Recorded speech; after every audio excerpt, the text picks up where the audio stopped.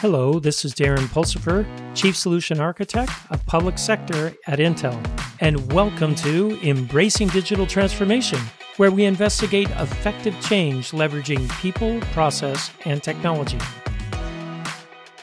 On today's episode, Zero Trust Data with Shamim Naqvi, CEO of SafeLiShare. Shamim, welcome to the show. Thank you very much, Darren. Happy to be here. Hey, Shamim, you were brought to me by a friend of mine. I've worked with him for a long time, and he goes, Darren, I just started this new job at this new company. Great technology, really tackling an unknown space in zero trust, security, and data security type of aspects. And I said, okay, I got to talk to Shamim. You've been around the block. You know what you're talking about. But before we get into use case or anything, Shamim, tell my audience a little bit about yourself and your background. Thank you, Darren, for the kind words. Yes, so my name is Shamim Naqvi. I graduated in EE in computer science from Northwestern University. That was a way back. And found myself doing in the research department at Bell Labs shortly thereafter. And spent the next 15 years working in the Unix research lab with all the big names that you and I have already know. KNR, you knew those guys. I knew the founders, the builders, all the famous guys that did that did Unix. And some of it. So you were at Bell Labs then. You were right in the thick of things at Bell Labs. I was in Murray Hill, the Darth Vader building. That if you know the building, you know what I'm talking about. When you stand outside, it has this profile of Darth Vader. It used to be called the Darth Vader building. I know it. Yeah. And I was in the Unix lab for some time, and once in a while, I would take a sabbatical and go teach someplace for some time, a little bit for a semester or so, but then always came back. And then Bell Labs when I started was a part of the world of AT&T. And then, of course, the consent decree happened and the Bell system got broken up. The baby Bells were born. Verizon is a product of that change, etc. And then once that happened, I spent a couple of years in Bell Core, Bell Communications Research, which was the Bell Labs, the sort of Bell Labs for the regional Bell operating companies as well. And that got renamed as Telcordia, which you may have heard of. Oh, yeah. And then came back to Bell Labs again, which at that time was owned by Lucent Technologies. I worked at Lucent Technologies too, for a short time. Right. Anyway, we have a common pedigree, a little tiny overlap. But right. And then, so my last project was the Lucent soft switch, which I did. And sort of ended up saying, well, maybe I should go do a startup or two. So went to the Boston area and did 3 startups in a row. The first one was called Winforia Networks, which did the Motorola Nextel push-to-talk. We sold that to Motorola. And then did another one called Logic Information Machines, and then did another one called ALIS Networks, moderately successful by today's standards. But each one had an interesting product at its core, something that a technologist could sink his or her teeth into. So with such a background in networking and telco, what in the world does that have to do with confidential computing or security that we talk about today? I think the common thread is an interesting computational problem. And I became interested. So for example, one of the startups I did was the notion of using very early machine learning techniques to build financial prediction algorithms, etc. It was called logic information machines. So that had nothing to do with telcos. No, it does not. Then came back into partly the telco world, did mobile wireless, the last one that I did, the one before my current gig, had to do with video calling. But I didn't call it video calling. I used to call it combinational service. The call would start as a voice call, and then you would add video to it or other rich media into the call. Very cool. Right. Or you would start out as a circuit switched call, and then you would switch over in a sort of interesting manner to a zero-party call and make it a VoIP call, and then add some rich media to the VoIP call. So it's always been an interesting problem that needed a solution. It didn't matter if I had background in it or not, because I have always believed that I could learn the stuff as I went along. But in this particular case, I was interested in security for a long time. In fact, I was looking at the blockchain technology world for a couple of years and wrote some pretty basic and sort of interesting patents before I came across this notion of confidential computing. And the problem that I was trying to solve was the problem of data privacy. And to me, the interest in confidential computing was not to sort of add to the notion of or to the technology of confidential computing, but seeing if it could be used as a tool to solve the data privacy problem. So that is of interest to me still, and that seems to be the main thing that SafeLiShare, this new startup which I am working on.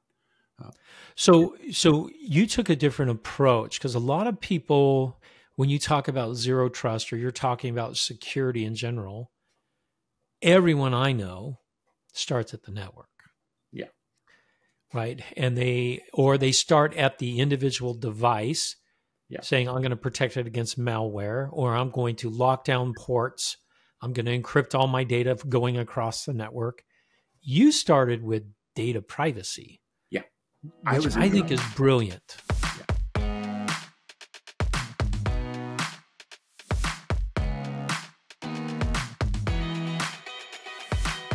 I was interested in data privacy. I was interested in the notion that how can I compute and make sure that my data in the computation was only known to me and to nobody else, or I knew who would be able to see the data. That's interesting, because I'm going to go back to Unix, because we talked a little bit about that, right? You knew all the guys at Bell Labs that knew Unix. When I first picked up Unix in the early 80s for the first time, I was intrigued at the permission levels on data access and file access. Right. But not understanding everything inside the computer at such a young age, I didn't quite understand that didn't give me all the protection I need for real data privacy. Right. When did that really go beyond just protecting files into protecting data in memory? When do you recall that was really something that brought that was teased out as data protection in privacy? Somewhere in the background, there was always this notion that you are using services that collect a lot of user data. And I always had this concern about where is this user data going to be used and for what purpose. But there really seemed to be no compelling reason of how to stop that. I mean, you liked the service and you trusted the service provider, and it seemed to be a bargain, right? I give you my data and you provide a service. Of course, you also charge me for the service. In some Yeah, way. yeah, yeah. It's not much of a bargain when you really think about it. It's Right.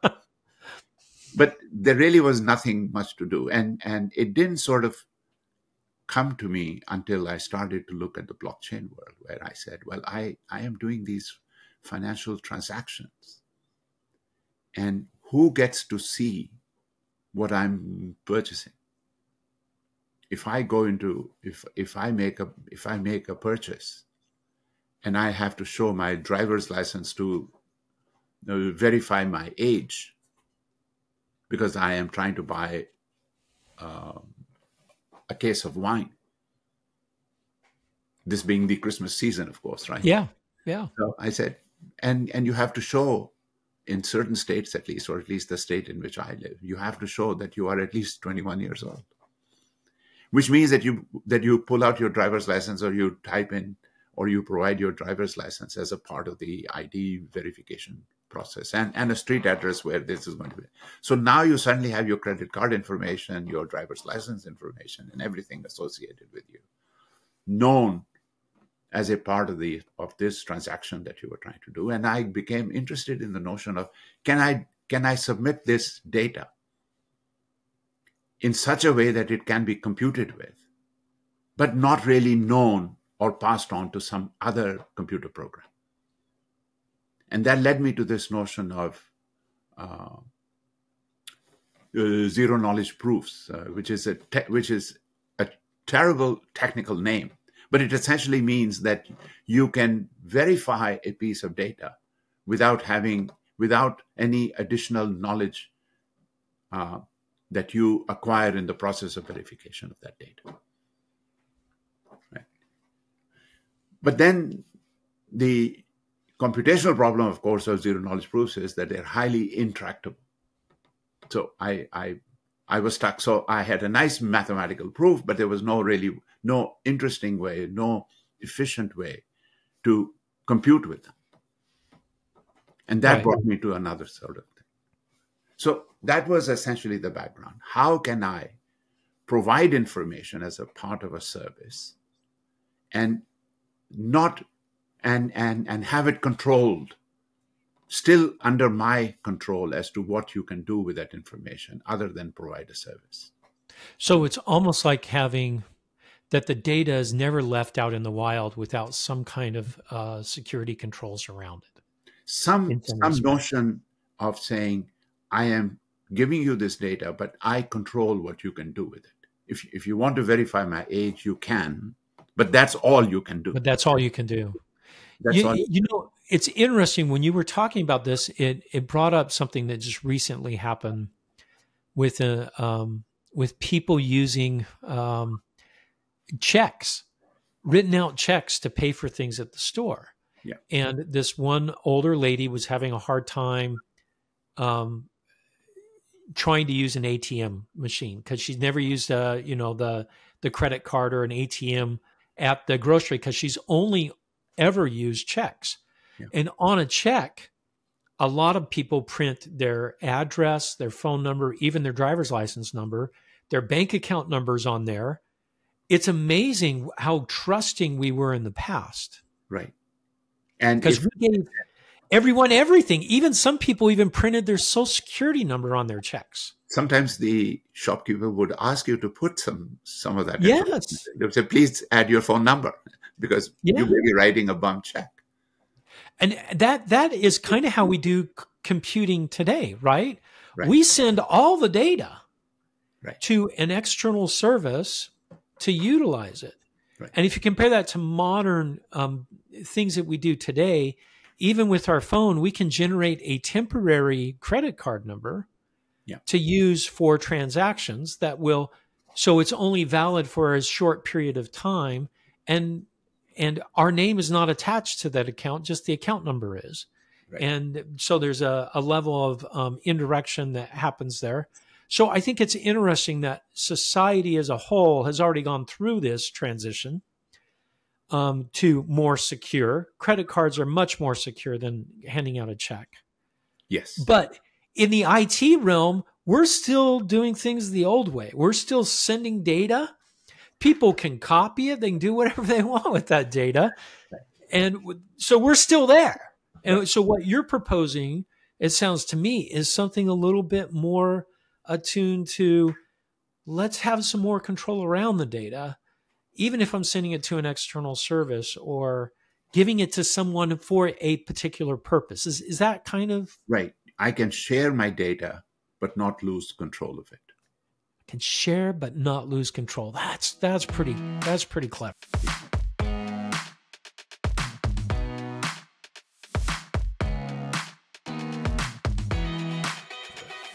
So I had a friend in the Bell system, actually, who used to, long time ago, of course, used to walk around only with cash and refuse to use cards or write checks. We just pay for cash. It was in some sense, a great form of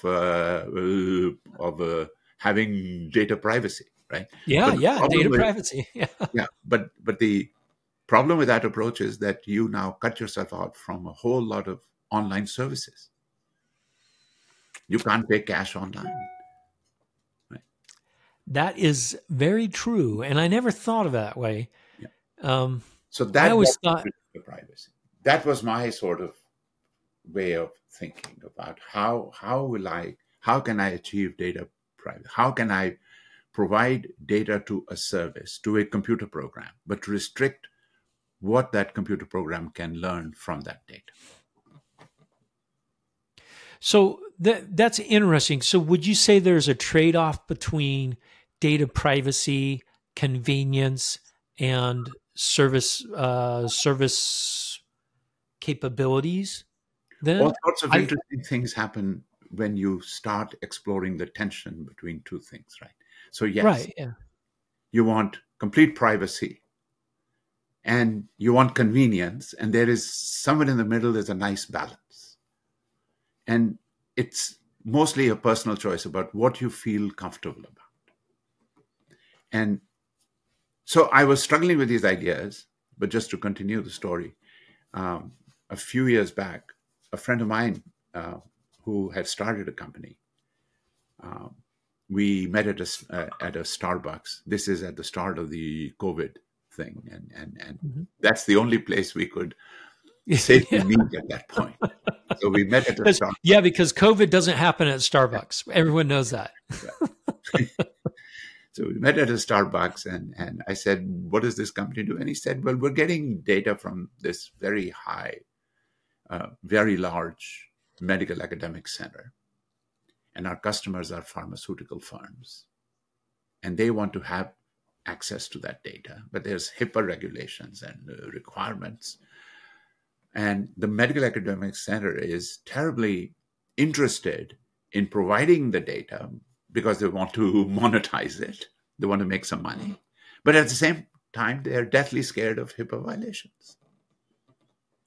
The PII, the PHI. And right, so there was a business way of looking at the problem that I had been trying to tackle, which was, how does the medical academic center provide its data and not lose control of its data to the pharmaceutical company? And I asked him, so how are you doing it today? And he said, we essentially act like a trusted party in the middle.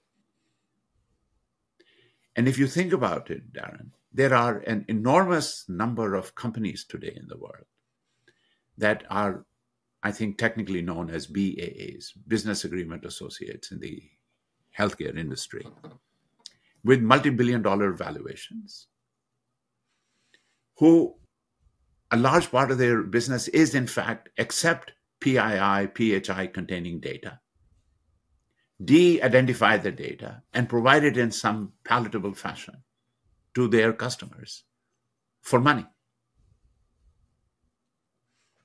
Interesting. This is okay. This because sounds it like is what HIPAA Visa compliant. and MasterCard do for financial transactions. Because Visa, they don't know who I am. They just have a number. Yeah. And then they tell the bank how much was spent on this account. So they don't know me. So they don't have enough information to identify me. Is that kind of what these BAAs do? They're the same thing, but they know all the information. The BAAs are in the healthcare industry. In the healthcare industry, right? Yeah. There is no notion of a BAA in the financial industry. In the financial, right? Yeah.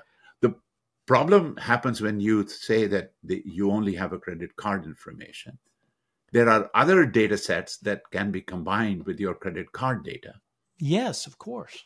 This in the healthcare industry is known as a longitudinal record. You have a patient record with one visit to Dr. A, and you have another visit to Dr. B, and you connect the two data sets together, and you obtain the entire history of that patient. Right? In a similar sense, you can create a so-called longitudinal financial record of a customer and say, oh, this card number, this street address, and that card number, everything is all tied up to Darren Pulsifer. Right. And then you have the entire financial history of the person. And that's something I don't want out there, right? Right. You don't want that. Right. So this is kind of at the dilemma, right? Because can you imagine what we could do if I had more information about individuals altruistically? I could do a lot. I could help with financial, I could help educational, healthcare. There's a whole bunch of things I can do. But because we have this notion of data privacy, I'm kind of blocked from doing all that. Yeah. So I can't provide additional services to someone that really may need them, right, because of data privacy. So how do I overcome that? How do I overcome this? I see the big problem. The problem's huge. I can't combine information together because of data privacy laws, regulations. Yeah. And maybe I don't want that much power in one person's hands anyway. If you care about the regulations, then you have a real problem on your hands. Yeah. Some firms, unfortunately, still haven't come to sort of appreciate the problem or take a risk. I'm sad to tell you that some firms decide that the fines are worth the risk. The fines are worth the risk. Yeah. Right. So we don't need a solution for that type of thinking. But if you are a service provider and you want to be cognizant of the problem of data privacy, then I think that there are techniques and technologies that are becoming available that help you solve this problem. And SafeLiShare is trying one set of solutions, and there are other firms in this space as well. Thank you, Shamim, for great insight. Check out our next episode where this interview continues with Shamim as we talk more about data protection and SafeLiShare. Thank you for listening to Embracing Digital Transformation today. If you enjoyed our podcast, give it 5 stars on your favorite podcasting site or YouTube channel. You can find out more information about Embracing Digital Transformation at embracingdigital.org. Until next time, go out and do something wonderful.